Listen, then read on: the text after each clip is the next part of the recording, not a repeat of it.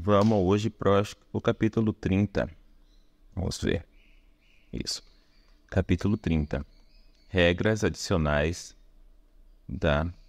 Tratava com o sistema básico, né? Com regra de introdução e eliminação de cada conectivo.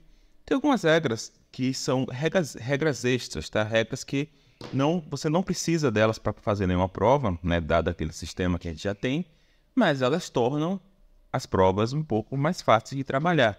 E por serem regras que todo mundo conhece, todo mundo usa, muitas vezes não tem problema você utilizar essas regras, tá? Então aqui, a primeira regra que ele fala é o silogismo disjuntivo, né? Ele dá aqui um exemplo. Ora, Márcia está em Natal ou em Lisboa. Uma dessas opções tem que ser verdadeira, né? Já que é uma disjunção. Ela não está em Lisboa, logo, ela só pode estar em Natal. Né? Então esse tipo de argumento é o silogismo disjuntivo. Aqui você tem as regras de maneira mais formal. Você tem A ou B e eu sei que não A é falso, eu posso concluir que B é verdadeiro. Da mesma forma, se eu tenho A ou B e eu tenho que B é falso, eu posso concluir que A é verdadeiro. Tá? Então, essa primeira regra, silogismo disjuntivo, geralmente a galera bota um SD, né? Como tá aqui, ó, SD, silogismo disjuntivo. Tá? Segunda regra bastante comum é o modus tollens, né? É o irmão do modus tollens, dos modus ponens, vamos dizer assim, né? Então, se Carlos vencer a eleição, ele está em Natal. Eu tenho esse condicional, né? Eu sei que ele não está em Natal, logo, ele não venceu a eleição. Por quê? Se ele tivesse vencido a eleição, ele estaria em Natal, né? Isso aqui é o modus tollens. Se eu tenho um condicional aqui, né? E eu nego o consequente, eu posso negar o antecedente, né? Diferente do modus ponens, que é, se eu tenho um condicional e eu afirmo o antecedente, eu posso afirmar o consequente. Tem que tomar cuidado, né, com uma falácia, né? Uma falácia associada, que é a falácia tanto da afirmação do consequente, né? Isso aqui é uma falácia, tá? Como a falácia da negação do antecedente. Isso aqui também é uma falácia, tá? Então, modus ponens e modus tollens funcionam. Essas duas falácias não funcionam, tá? Então, aqui geralmente escreve MT para modus tollens, né?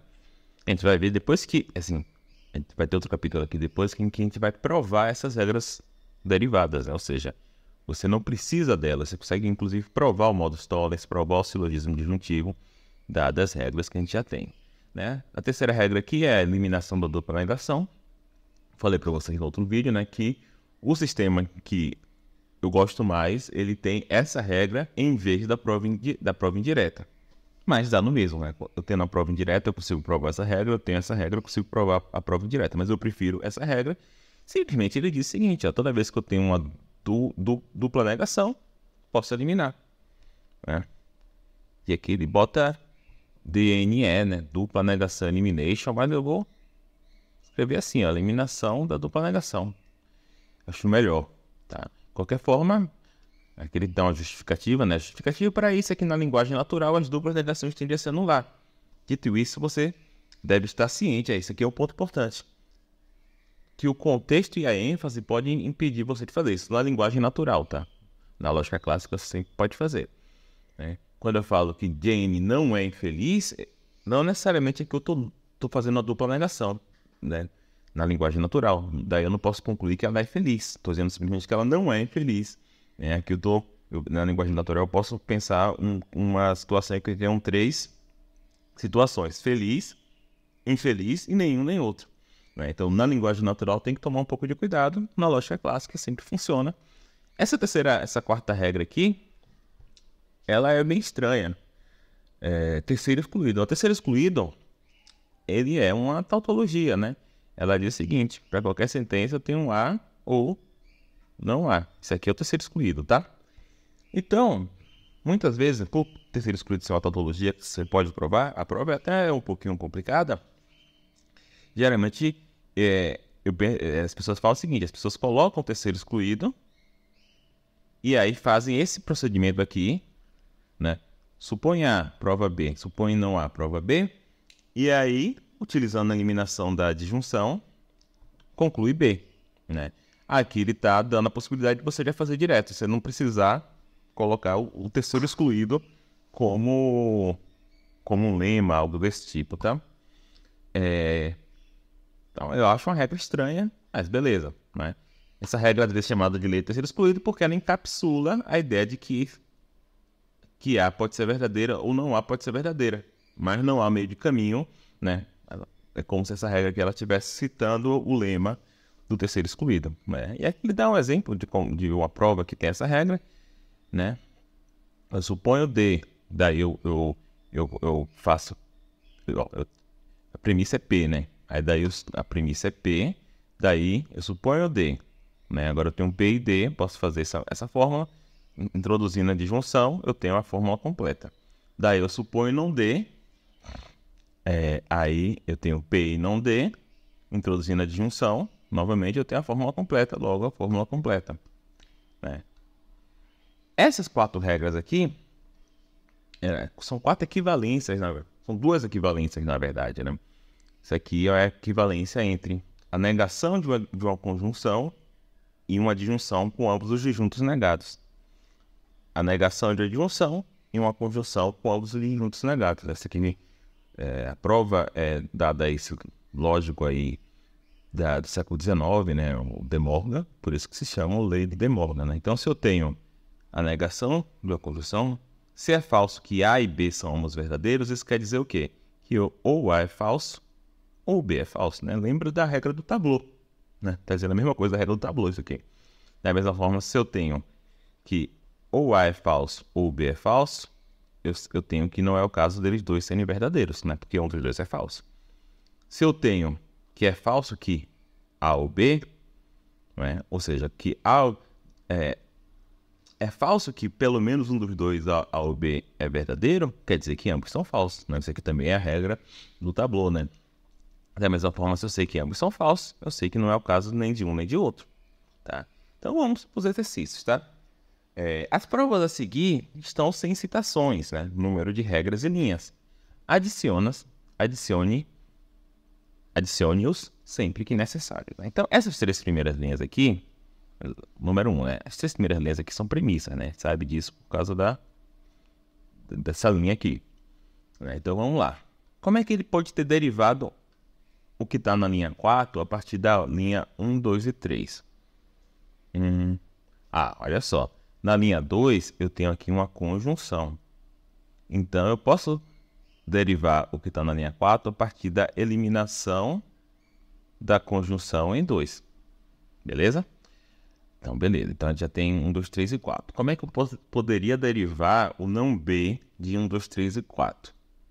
Ora, na 1 eu tenho que W implica não B, né? E na 3 ou na 4 eu tenho W. Então eu posso utilizar o modus ponens em 1 e 4. Eliminação do condicional, que é um modus ponens, tá? E agora, como é que será que ele derivou o 6 de 1, 2, 3, 4 e 5? Vamos ver. Aqui ele utilizou uma das regras novas, né? Na 3 ele tem que B, né? Aqui é A ou B, né? Esse aqui é meu A. E isso daqui é meu... Vou botar aqui um B, sei lá, um B. Isso aqui é uma meta variável, né? E aqui eu tenho não A, né? Então, em 3 e 5, eu posso usar o silogismo disjuntivo. 3 e 5, silogismo disjuntivo, né? Se eu sei que B é verdadeiro ou J e K é verdadeiro, um dos dois tem que ser verdadeiro, e eu sei que B é falso, J e K tem que ser verdadeiro. E aqui, sim, fácil, né? A partir de 6, você pode fazer a eliminação da conjunção. Então, essa aqui é a resposta do número 1. Vamos para o 2. Então, da mesma forma aqui, o 1 e o 2 são premissas, né? Então, não precisa escrever nada. O 3, a gente está vendo aqui que é uma suposição, uma hipótese. Também não precisa escrever. Vamos ver, como é que ele derivou o 4 de 1, 2, 3?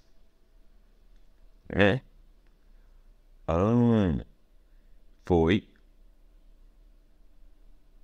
uma... aqui ele poderia fazer de duas maneiras, né? a gente não tem uma regra derivada aqui de modus tollens para bicondicional, né? A gente só faz um modus ponens para os dois lados, mas poderia ter essa regra derivada.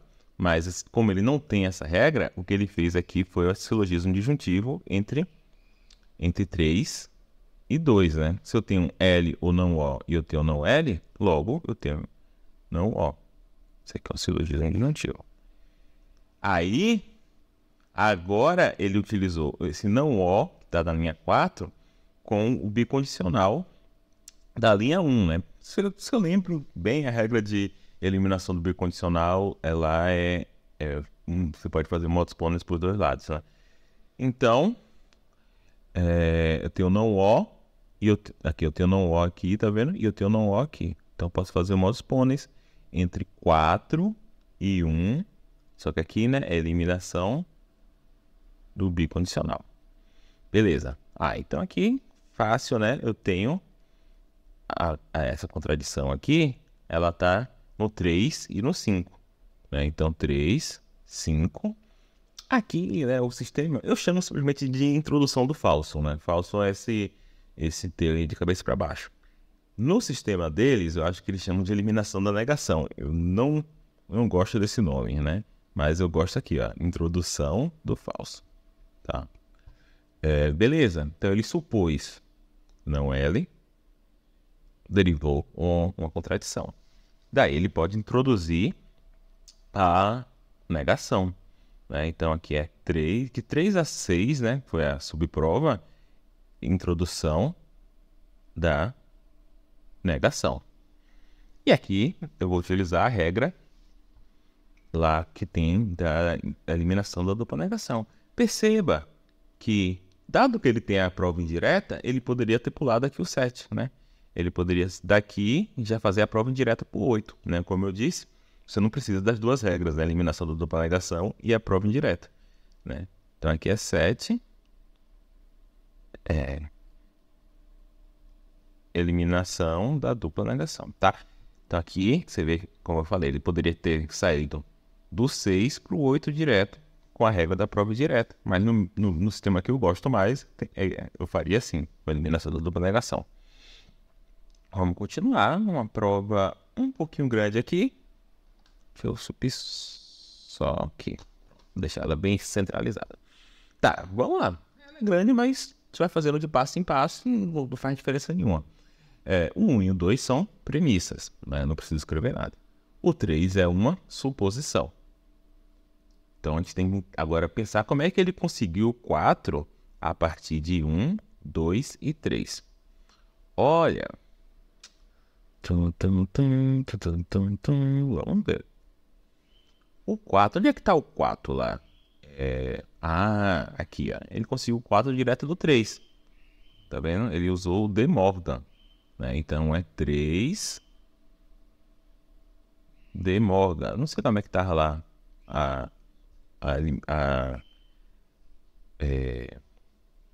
o símbolo, não, como é que chama? A abreviação dessa regra, né? Vou botar aqui DM, De Morgan, tá? A negação de uma disjunção é a conjunção com conjuntos negados. Aí agora, a partir do 4, eu consigo 5 facilmente, né? Que é 4, eliminação do I. Eu tenho não N e não C, logo eu tenho não N. E aqui mesma coisa, eu consigo não C da mesma forma, né? É eliminação do I. Tô achando essa prova muito não objetiva, né? Não tô entendendo onde é que ele quer chegar. Parece que ele tá fazendo umas regras assim meio na doida. O 7 aqui é uma nova subprova, né? Uma suposição dentro da suposição. O 8, né? O 8 é um modus ponens, né? Perceba. Ele tem aqui o Z e ele tem que Z implica isso daqui. Então, é o 7, 1, eliminação do condicional. Ele pode fazer isso, né? Por quê? Porque ele está chamando, ele tá dentro da segunda subprova, e ele está chamando uma premissa, né? Uma fórmula que está que depende de menos suposições. Então ele pode, tá? O que ele não poderia é chamar, sei lá, aqui na 11 ele chamar alguma coisa da 8. Aí ele não pode, porque ele está em algo, ele está numa situação que depende de menos suposições, ele está pedindo uma fórmula que depende de mais. Aí ele não pode. Mas aqui na 8, ele pode chamar algo da 1, porque o que está na 1 depende de menos suposições do que o que está na 8. Beleza, então aqui a 9 é uma eliminação da conjunção. Em 8, né? Esqueci de escrever 8 aqui. 8, eliminação da conjunção. E aqui, onde é que ele achou esse falso aqui, né? Essa contradição. É aqui, ó. A contradição está em 9 e em 6. Novamente, ele pode chamar 6 porque 6 depende de menos suposições do que 9. Então, aqui, né? Como é que ele chama mesmo? Então, é 6, 9. Eles chamam de eliminação do não. Então, beleza. Então, ele supôs Z e concluiu não Z. Supôs Z. Chegou uma contradição. Então, é de 7 a 10, né? Introdução do não. Ele introduziu o não aqui. Agora, como é que ele... Então, onde é que foi que ele tirou a 12? Estranho, né? Ele não precisa da... Ah, não. Eu estava achando que a 12 era igual a 4. Não é, né? Então, opa. Ele tem não Z aqui. E ele tem aqui na 2, né? Não, modus ponens, né? Então, é 11 e 2, eliminação do condicional, né? 11 e 2. Aí aqui ele fez simplesmente uma 12, eliminação do I, né? Ele tirou de N e não sei, ele tirou N. E aqui ele achou uma contradição. De fato, né? Ele tem o N aqui e ele tem o não N. Perceba que o não N, ele depende das mesmas suposições que o N. Ele não depende de mais suposições. Se dependesse de mais, ele não poderia ter chamado. Né? Então aqui é 5, 13, a eliminação do I. Do não, né? Beleza. Aí ele supôs isso aqui, né? Não é o caso de N ou C. E concluiu. E aí concluiu concluiu uma contradição. Daí ele introduziu a negação, né? Aqui ele poderia ter feito a prova direta, né? Mas percebeu que ele quer introduzir a negação para depois fazer a eliminação do dupla negação, né? Então ele está meio que agindo num sistema que eu gosto mais. Mas ele poderia ter feito direto com a prova direta, né? Então aqui é 3 a 14, introdução da negação. E aqui é 15, eliminação da dupla negação, certo? Então essa daqui é a resposta da 3. Agora vamos para 4, né? Vou tentar fazer aqui nesse pequeno espacinho aqui, tá? Faça uma prova para cada uma dos 4 argumentos seguintes, né? Então vamos lá. Então o primeiro argumento, eu tenho 3 premissas, né? Então eu vou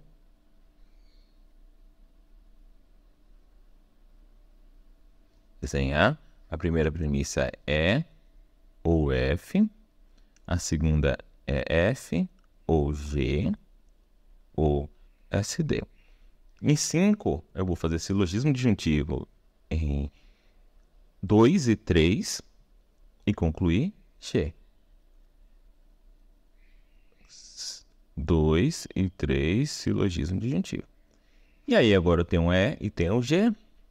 Eu concluo E e G, que é 4, 5, introdução do I, e está aprovado, tá? Então essa aqui é a resposta da 1. Vamos para 2. 2, né? Eu tenho uma premissa só, que é a premissa M ou N implica M, né? E eu quero concluir que se não M, logo não N. Então, como eu quero concluir um condicional, né? O que eu vou fazer? Vou supor o antecedente do condicional e derivar o consequente, e aí introduzir o condicional. Meu antecedente aqui é não M. Isso aqui é uma suposição. De 1 em 2, eu posso fazer silogismo disjuntivo e concluir que N implica M. Não é isso? Então, aqui é 1, 2, silogismo disjuntivo. N implica M. Mas é que eu percebo que de 2 e 3 eu posso fazer o modus tollens, né? E concluir não N. Então, aqui é 2, 3, modus tollens, né? Então, eu supus não N e concluí, ou supus não M e concluí não N. Então, eu posso introduzir uma premissa grande, uma premissa média e uma premissa pequena. São 3 premissas. Tô feliz que até agora tá dando esse espacinho aqui, né? Eu vou chegar aqui um pouquinho mais para baixo, porque acho que essa daqui vai ser um pouquinho maior, tá? Vou deixar aqui. Se não der, eu continuo do lado, tá? Vamos lá. Então, aqui eu tenho 3 premissas. Vou tentar escrever pequeno, porque essa daqui tá com maior cara que vai ser um pouquinho maior. A primeira premissa é M ou N, I, O ou P. A segunda premissa é N implica P. E a terceira premissa é não P. E eu quero concluir o que? M e O. Como a conclusão aqui é uma conjunção, não vai ter muito jeito, além de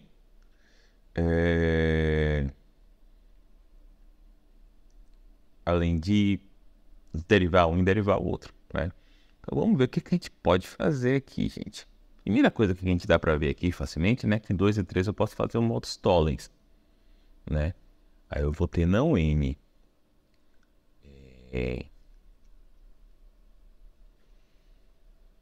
Eu vou ter não N e não P.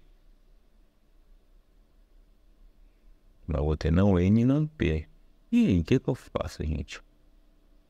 Não N e não P.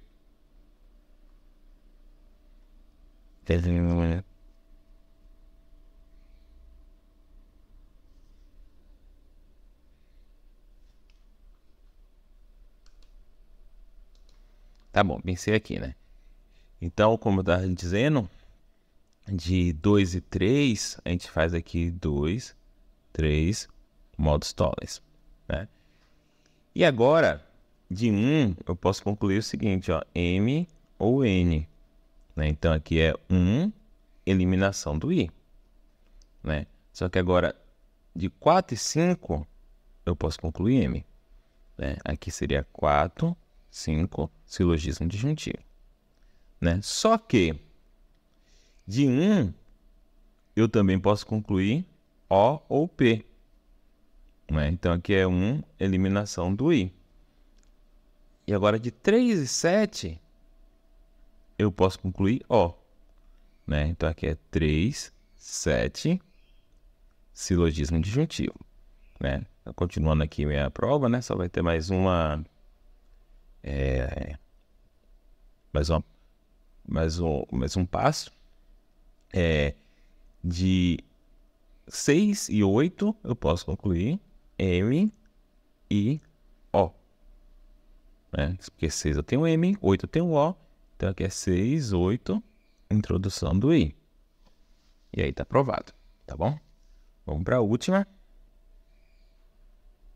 Eu tenho 1, 2, também 3, né? Tá. Vou manter essa estrutura aqui para ver se dá para usar ela. São 3 premissas do mesmo jeito. A primeira é X e Y, ou X e Z, né? Opa, X e 7 não, né, gente? X e Z, né? Quase 6 e ônibus. Assim, de X e D. Ou X ou D é verdadeiro, ou é falso. Tá, então tem aqui um caminho. Perceba que aqui eu tenho uma disjunção, né? Estou dizendo que ou X e Y é verdadeiro, ou X e Z é verdadeiro. Pensar aqui um pouco, né? Então, se ou X e Y é verdadeiro, ou X e Z é verdadeiro, nos dois casos X é verdadeiro, né?